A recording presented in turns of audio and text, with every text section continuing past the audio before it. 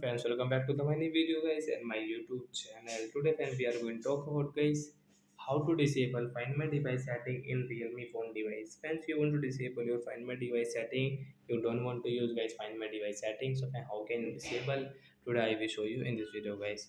So before starting video friends, first of all go and subscribe the channel guys, click the bell icon, like the video. Open your phone setting guys. After on phone setting guys, scroll it. Friends, you can see this type of settings. Okay, how can we disable guys? Find my device guys. Click on guys password and security setting guys. Tap here guys. Click on your system security setting guys. Friends, you can see your find my device setting guys. Tap here. Friends, you don't want to use your find my device setting guys. You want to disable. You can disable from this right side.